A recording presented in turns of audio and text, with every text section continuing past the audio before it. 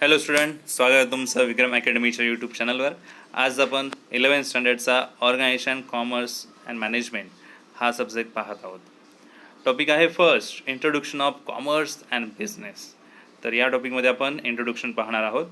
चला तर मग बघूया. So introduction. All human beings require different types of goods and services to satisfy the needs. आता सर्वांना आपल्या गरजा पूर्ण करण्यासाठी वस्तू किंवा सेवांची गरज असतेच. So they keep themselves busy and do some activity. म्हणूनच आपण सर्वजण काही ना काही ॲक्टिव्हिटी करण्यामध्ये बिझी असतोच आपल्या आयुष्यामध्ये. All activities can be classify as economic and non economic activities.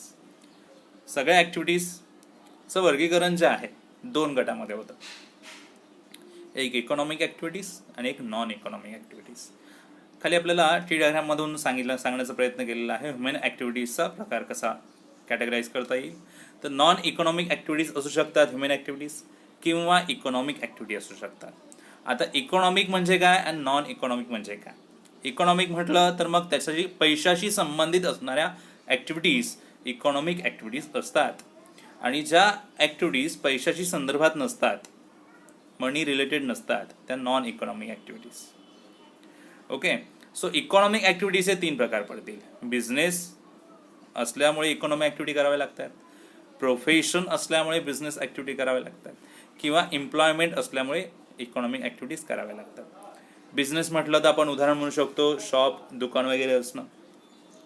Profession म्हटल्यानंतर जसं की डॉक्टर, वकील वगैरे यांचं प्रोफेशन, टीचर यांचं प्रोफेशन असणं.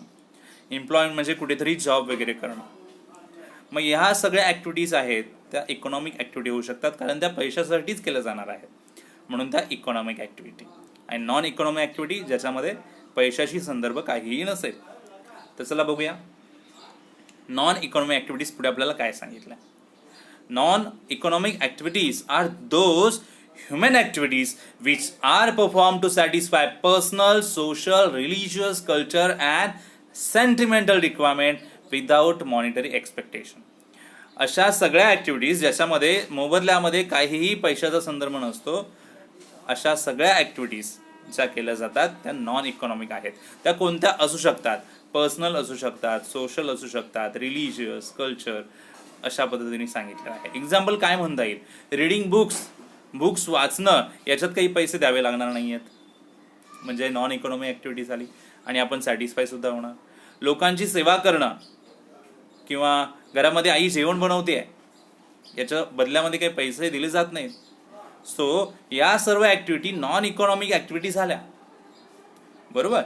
आता इकॉनॉमिक ॲक्टिव्हिटीज बघूया. Action that evolve production, distribution, consumption of goods and services at all levels within a society is called economic activity. अशा सर्व ॲक्शन्स ज्याच्यामध्ये प्रोडक्शन, डिस्ट्रीब्युशन, कन्झम्पशन, गुड्स आणि सर्व्हिसेसचं इन्व्हॉल्व आहे, अशा सगळ्या ॲक्टिव्हिटीज, अशा सगळ्या ॲक्शन्स इकॉनॉमिक ॲक्टिव्हिटी असतात. जसं की वर्कर फॅक्टरीमध्ये काम करतोय, का काम करतोय? वर्करला त्याच्या मोबदल्यामध्ये पैसा हवा आहे म्हणून. मग ही इकॉनॉमिक ॲक्टिव्हिटी झाली. या इकॉनॉमिक ॲक्टिव्हिटीमध्ये वर्करला एक जगण्याचा पर्याय मिळतो, अर्निंग मिळते, बरोबर. बिझनेस. आता पहिली कॅटेगरी जी आहे इकॉनॉमिक ॲक्टिव्हिटीमध्ये ती आहे business. Business represent organise efforts by an individual or group of individuals. आता बिझनेस म्हटल्यावर एक ऑर्गनाइज इफर्ट असतो, एक सिंगल पर्सन असू शकतो किंवा ग्रुप ऑफ पर्सन असू शकतात. It is a systematic attempt by business persons to produce goods and services. एक सिस्टमॅटिक अटेम्प्ट असतो याच्यामध्ये, बिझनेसमध्ये काही पर्सन्स गुड्स प्रोड्यूस करण्याचा किंवा सर्व्हिस देण्याचा, विकण्याचा प्रयत्न करत असतात मार्केटमध्ये, to reap the reward by way of profit. आणि यांना याच्या बदल्यामध्ये प्रॉफिट पाहिजे असतो. It satisfy multiple and complex needs of the society. मग असा प्रोडक्ट जो आहे, अशी सेवा जी आहे, सोसायटीमध्ये, समाजामध्ये खूप साऱ्या मल्टिपल कॉम्प्लेक्स नीड्स पूर्ण करण्याचं काम करते, सॅटिस्फाय करण्याचं काम करते. Production of the goods actually means making of goods. आता प्रोडक्शन म्हणजे नक्की काय? म्हणजे गुड्स तयार करणं होय. जसं की ॲग्रिकल्चर प्रोडक्ट तयार केला जातो, किंवा ॲग्रिकल्चर प्रोडक्टचा वापर करून फॅक्टरीमध्ये प्रोडक्ट बनवला जातो. जसं की आता म्हणूया आपण ॲग्रिकल्चर म्हणाल तर जे सगळं धान्य वगैरे तयार होतं ते ॲग्रिकल्चर प्रोडक्ट. समजा ॲग्रिकल्चर प्रोडक्टमध्ये टोमॅटो आहे, हा टोमॅटो जर फॅक्टरीमध्ये आणला, त्याच्यावर प्रोसेस केला आणि त्याच्यापासून टोमॅटो केचप तयार केला, तर हा फॅक्टरीमध्ये तयार केलेला प्रोडक्ट यूज केला ॲग्रिकल्चर प्रोडक्टचाच. मग असं ॲग्रिकल्चर प्रोडक्ट तयार करणं किंवा आणखीन वेगळं फिनिश गुड्स तयार करणं हे इन्व्हॉल्व आहे. सो गुड्स तयार करणं म्हणजे production. Goods can be produce with the man power और with the help of machines. आता हे गुड्स तयार कसं केलं जातं? एक तर यासाठी मॅन पॉवर पाहिजे, म्हणजे काम करायला माणसं हवीत, किंवा मशीन्सच्या मदतीने हे केलं जाणार. जसं की एखाद्या शेतीच्या तुकड्यामध्ये आपल्याला शेती करायची आहे, जमिनीच्या तुकड्यामध्ये शेती करायची आहे, मग ते शेती करण्यासाठी आपल्याला पर्सन्स लागतील. Okay, so cultivating piece of land and growing food grains is an example of agriculture production. हे प्रोडक्शनचं एक्झाम्पल होईल ॲग्रिकल्चर प्रोडक्शनचं. एखादं लँड कल्टिवेट करणं आणि त्याच्यातून फूड ग्रेन्स तयार करणं हे प्रोडक्शनचं एक्झाम्पल आहे ॲग्रिकल्चर प्रोडक्शनचं.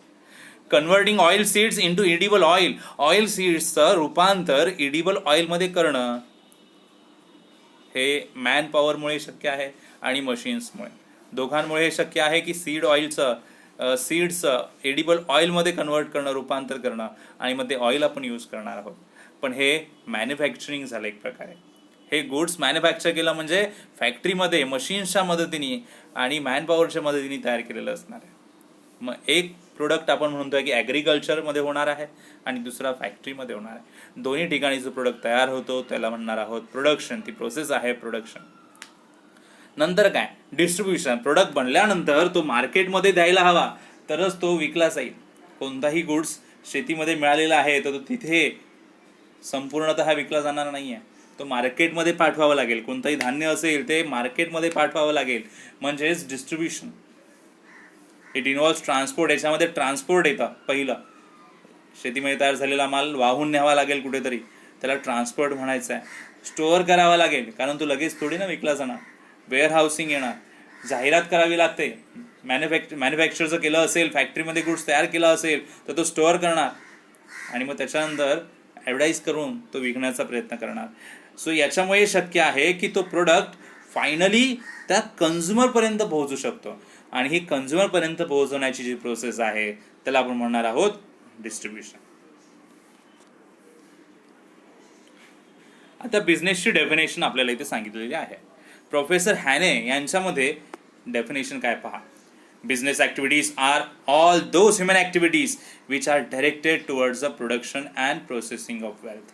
बिझनेस ॲक्टिव्हिटी अशा सर्व ह्युमन ॲक्टिव्हिटीज इन्व्हॉल्व होतील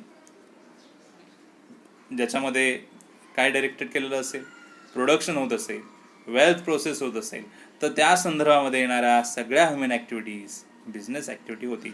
म्हणजे प्रोडक्शनशी संदर्भात असणार आहेत, संपत्ती वाढवण्याच्या संदर्भात असतील, ज्या काही ॲक्टिव्हिटीज होणार त्याच्या रिलेटेड त्या सर्व ह्युमन ॲक्टिव्हिटीज बिझनेस ॲक्टिव्हिटी असणार आहेत. Professor pride, Hughes and Kapoor यांच्यामध्येही एक डेफिनेशन इथे दिली. आणखीन काय म्हटलं बघा बिझनेस म्हटल्यावर, the organise efforts of individual to produce and sell for a profit.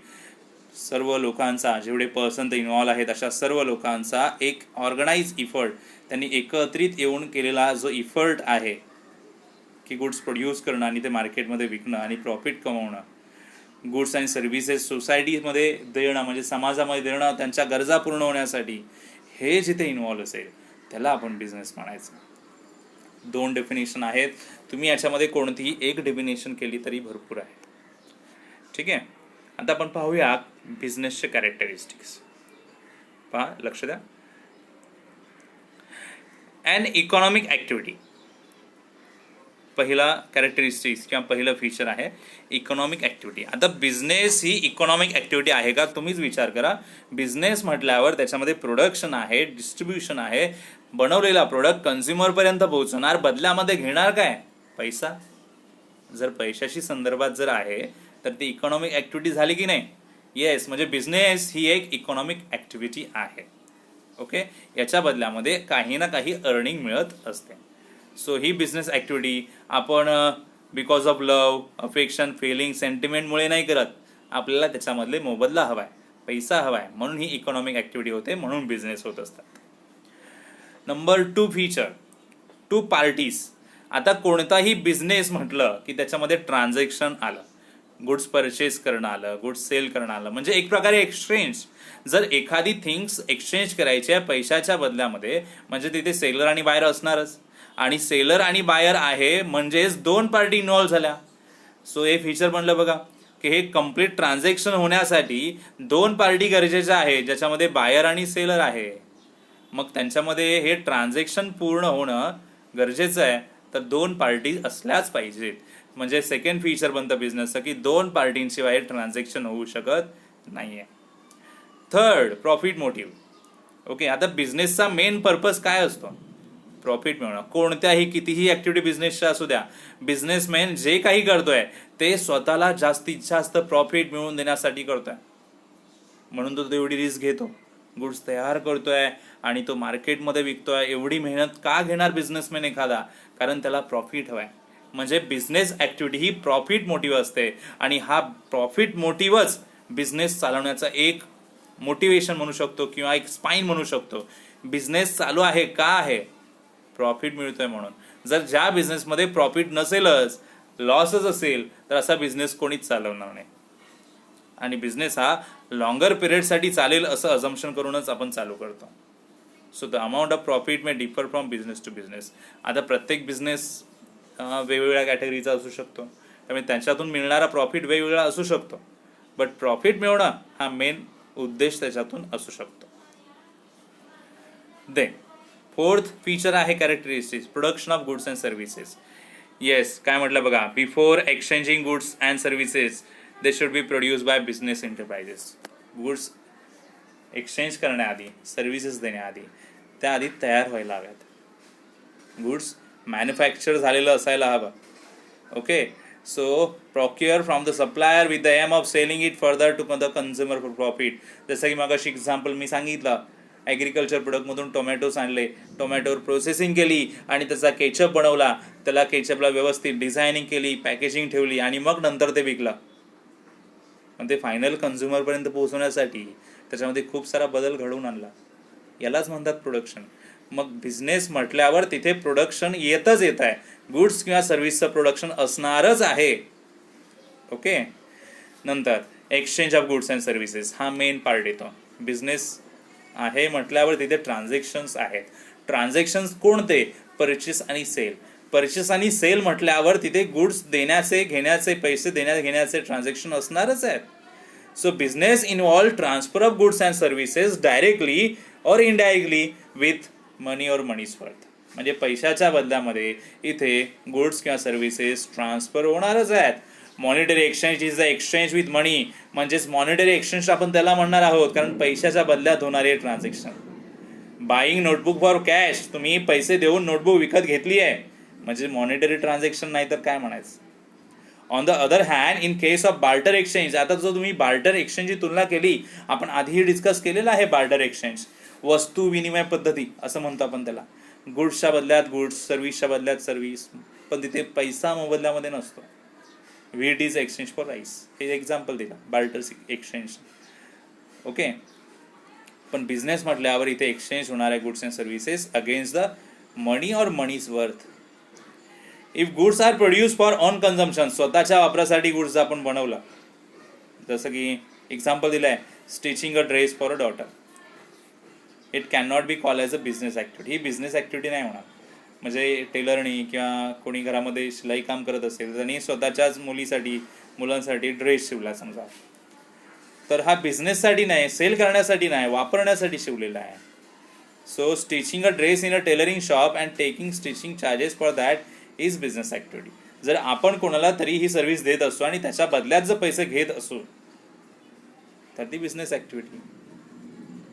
आता डॉक्टरकडून आपण पैसे घेणार आहोत का? नाही, म्हणजे पैशाच्या संदर्भात ॲक्टिव्हिटी होऊच शकत नाही. पण आणखीन कोणाला आपण बाहेरच्या व्यक्तीला जर दिलं तर त्याच्या बदल्यात पैसे घेणारच, मग ती बिझनेस ॲक्टिव्हिटी होणार, कारण पैसा एक्सचेंजमध्ये येत आहे. If goods are donated or given as a gift then it can not be consider as a business activity. जर आपण गुड्स डोनेट केले किंवा फ्रीमध्ये गुड्स दिले, गिफ्ट म्हणून दिले, तर ती बिझनेस ॲक्टिव्हिटी होणार नाही, कारण मोबदल्यामध्ये आपल्याला पैसा नाही मिळत आहे. पुढे डीलिंग इन गुड्स आणि services. Every type of business transaction is concern with either goods और सर्व्हिसेस. सगळ्या प्रकारचे बिझनेस ट्रान्झॅक्शन हे संबंधित असणार आहेत गुड्स आणि सर्व्हिसेसच्याच. In the absence of goods and services business can not take place. जर इथे गुड्स पण नाही आहेत, सर्व्हिस पण नाही आहेत, बिझनेस होऊच शकत नाही. बिझनेस करणार कशाचा? बिझनेस म्हटल्यावर एकतर तिथे गुड्स तरी असायला हवं किंवा सेवा तरी, सर्व्हिस तरी असायला हवी. हे दोन्ही नसेल तर तो बिझनेस अस्तित्वात असूच शकत नाही. This goods may be consumer goods और कॅपिटल गुड्स. असे गुड्स तिथे असू शकतात जे कन्झ्युमर गुड्स असतील किंवा कॅपिटल गुड्स असतील. कन्झ्युमर गुड्स म्हणजे आपण जे डेली वापरण्यासाठी आणतो वगैरे छोटे छोटे, आणि कॅपिटल गुड्स म्हणजे जे आपण एकदाच घेणार, त्याचा वापर खूप करणार, खूप वर्ष करणार. ते म्हणजे घरामध्ये आपण जर म्हटलं कॅपिटल गुड्स, आपण टेलिव्हिजन आणतो, रेफ्रिजरेटर आणतो, खूप पिरियड आपण ते वापरतो, म्हणजे ते कॅपिटल गुड्स झाले आपल्यासाठी. आणि डेली आणणारे कन्झ्युमर गुड्स आपल्याला माहितीच आहे, आपण मिल्क वगैरे आणतो, पेन्सिल आणतो, व्हेजिटेबल्स आणतो, हे कन्झ्युमर गुड्स झाले. Service created for business purpose are intangible. ज्या सर्व्हिसेस क्रिएट केल्या जातात, बिझनेसमधून सर्व्हिस दिल्या जातात, त्या इंटँजिबल असतात, बट त्या केल्यामुळे त्यांची व्हॅल्यू होतेच ना. जसं which are essential for doing the business. For example transportation, banking, insurance या सर्व्हिसेस आहेत आणि त्या महत्त्वाच्या आहेत. इंटँजिबल आहेत पण त्या महत्त्वाच्या आहेत. पुढे continuity in dealing. Every business requires regularity in transaction. प्रत्येक बिझनेस म्हटलं की ट्रान्झॅक्शनमध्ये रेग्युलरिटी यायलाच हवी. One single transaction does not constitute business. एक ट्रान्झॅक्शन होणं म्हणजे बिझनेस नसतो. If a person sell is on motor car and earns profit when it will not be consider as a business activity. जर एखाद्या व्यक्तीने स्वतःची वैयक्तिक कार विकली आणि त्याच्यातून त्याला प्रॉफिट झाला, तर ती त्याची पर्सनल ॲक्टिव्हिटी झाली, बिझनेस ॲक्टिव्हिटी नाही म्हणता येणार. But he is a car dealer. पण तो जर कार विक्रेता असेल, तर त्याचं कारचं मोठं शॉप असेल आणि तिथून तो कार विकत असेल सर्वांना, त्याच्यातून प्रॉफिट मिळाला, तर तो कार परचेस करत असणार, सेल करत असणार डेली, त्याच्यातून त्याला प्रॉफिट मिळाला, तर ही ॲक्टिव्हिटी बिझनेस ॲक्टिव्हिटी होणार. पण स्वतःची कार विकणं आणि त्याच्यातून प्रॉफिट मिळवणं हे पर्सनल ॲक्टिव्हिटी झाली, पर्सनल प्रॉफिट झाला. It is not for business. Uncertain returns. In business returns are never predictable or guaranteed. आता बिझनेस म्हटलं की रिस्क जास्त असते. आपल्याला मोबदला, रिटर्न्स किती मिळणार, त्याच्यामध्ये प्रॉफिट किती मिळणार हे नाही सांगता येत. म्हणजे बिझनेसमॅनला एकतर प्रॉफिटही होऊ शकतो किंवा त्याला लॉसही बिअर करावा लागू शकतो. Element of risk. Risk is the key element of every business. प्रत्येक बिझनेस चालतो रिस्कवरच. रिस्क आहे तरच बिझनेस चाललाय. नंतर कळतं त्याच्यातून आपल्याला लॉस होतोय की प्रॉफिट होत आहे, पण आपल्याला रिस्क घेऊनच जावं लागू शकतं. It is due to some unfavourable and undesirable event. हा एक अनफेवरेबल इव्हेंट असू शकतो. अनडिझायरेबल, कोणाला असं वाटणार की आम्हाला लॉस व्हावं म्हणून. अनफेवरेबल आहे, अनडिझायरेबल आहे, पण तो होऊ शकतो, सांगता येत नाही. Every business will have some or other risk. कारण प्रत्येक बिझनेसमध्ये काही ना काही रिस्क असतेच. Intensity of risk can be minimise but can be avoided. आपण रिस्क कमी जास्त करू शकतो, रिस्क काढून टाकू शकत नाही. रिस्क असणारच आहे, तिची इंटेन्सिटी, तीव्रता जी आहे ती आपण कमी करू शकतो.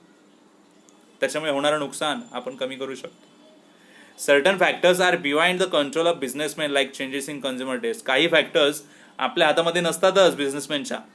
कन्झ्युमरची टेस्ट बदलली, त्याची हॅबिट बदलली, त्याची चॉईस बदलली, लाईक डिसलाईक बदलले, त्याची फॅशन बदलली, प्रोडक्शनच्या मेथड बदलल्या, फायर, थेफ्ट, आग लागणं, चोरी होणं, हे बिझनेसमॅनच्या हातात नाही आहे.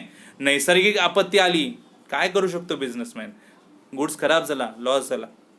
रिस्क कितीतरी आहेत, लॉस किती होऊ शकतो हे आपल्या हातात नाहीच आहे. No business is free from all above factors. या सगळ्या फॅक्टर्सपासून कोणत्याही प्रकारच्या बिझनेसची मुक्तता नाही आहे. And last point, customer satisfaction. Customer satisfaction is the ultimate aim of all economic activities.